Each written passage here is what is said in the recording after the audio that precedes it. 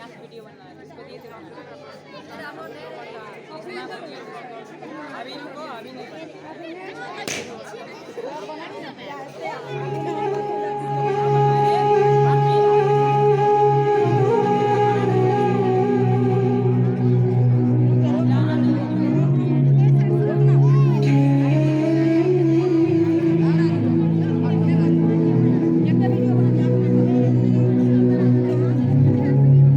क्या हुआ? आप इतने परेशान क्यों हैं? सावित्री, कितनी अजीब बात है। हम अपने आंगन को तो साफ देखना पसंद करते हैं, पर हमारे समाज को नहीं। पानी तब तक स्वच्छ रहता है जब तक वो बहता रहे। इसी तरह समय के साथ साथ हमारे विचार, हमारा समाज आगे नहीं बढ़ा तो हम पिछड़ जाएंगे, मलिन ही रह जाएंगे। क्या समस्या है जो आपको इतना विचलित कर रही है? स्त्रियों की दुर्दशा। स्त्रियों की दुर्दशा मुझसे देखी नहीं जा रही, और उस दुर्दशा का एक ही निराकरण है, विद्या प्राप्ति। सावित्री, मैंने तुम्हें शिक्षा देकर एक दिए को जलाया है। क्या हम उस एक दिए से 1000 दिए नहीं जला पाएंगे? मैं स्वयं स्त्रियों को जाकर पढ़ाऊं, ये शक्य नहीं। आप मेरे निश्चय को पूरा कर सकती हैं? आपका प्रेम ही मेरे लिए प्रतिबद्धता है। सोच लो, रास्ता बहुत कठिन है। अगर आपका साथ रहा तो नहीं लगेगा। अंधकार कितना भी गहरा क्यों ना हो, उजाला तो होता ही है ना। सावित्रीबाई फुले ने अपने पति ज्योतिबा के साथ मिलकर देश में महिला शिक्षा की नींव रखी थी, और वो देश की पहली महिला अध्यापिका बन गई थी, और उन्होंने गांव में घर घर जाकर शिक्षा के लिए आमंत्रित किया। काका, मैं आपके बच्चों को शिक्षित करना चाहती हूँ। क्या आप नहीं चाहते कि आपकी बेटियां भी पढ़ें लिखें, वो भी कुछ बने? क्या आप चाहते हैं कि वो भी वो सब भुगते जो आप लोगों ने भुगता है? आपकी बच्चियों का भी शिक्षा पर उतना ही अधिकार है जितना कि बेटों का। आप मेरा भरोसा कीजिए, मेरा विश्वास कीजिए। नहीं करना हमको भरोसा। मां मुर्गियों को नहीं पढ़ाना हमको। उनके इस कदम का बहुत लोगों ने विरोध किया, और कई लोगों ने उनका समर्थन भी किया।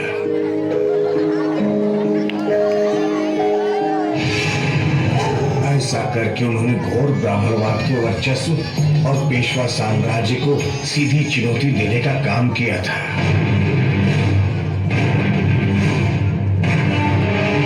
वह हमारी धार्मिक मान्यताओं को चुनौती दे, हमारी सामाजिक मान्यताओं का अपमान करे, हम ये कदाचित सहन नहीं करेंगे। आप हमारी नियति के निरंतर आप जो उचित समझे कार्रवाई करें। इस राज्य का प्रशासन आपके साथ है। हम समाज की दुर्गति नहीं होने देंगे।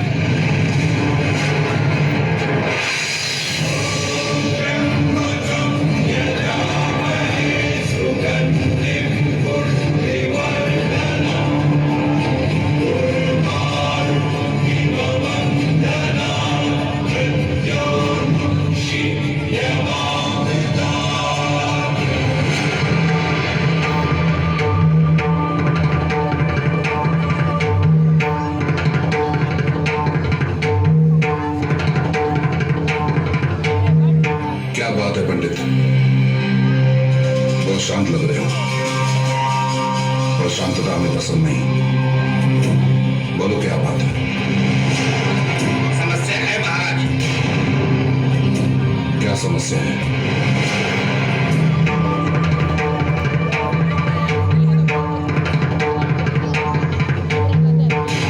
जल के प्रवाह को कौन रोक पाया पंडित? पर इन छोटे मोटे कंगलों से कुछ फर्क नहीं पड़ता।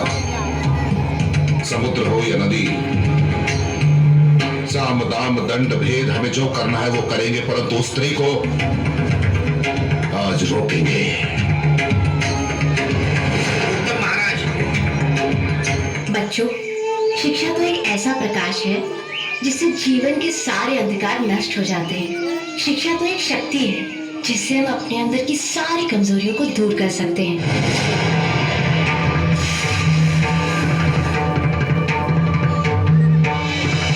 विद्या हम सबका अधिकार है, विद्या के लिए कोई ऊंच नीच छूत अछूत कुछ नहीं होता। विद्या तो एक पारसमणि है जिसे सिर्फ छूने मात्र से इंसान का जीवन स्वर्ण हो जाता है।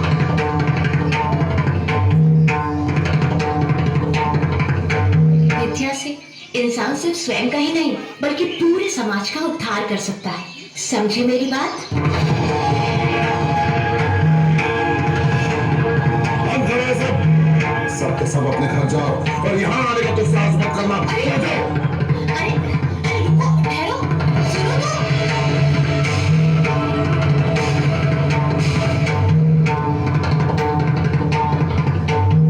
रुक जाओ। इतना अंतर रखना कि तुम्हारी अशुभ छाया हम तक नहीं पहुंचनी चाहिए। हमारी बराबरी करने की चेष्टा मत करो, नहीं तो हमारा एक निर्देश तुम्हें ऐसा दंड देगा कि तुम्हारी सारी निष्ठा मिट्टी में मिल जाएगी।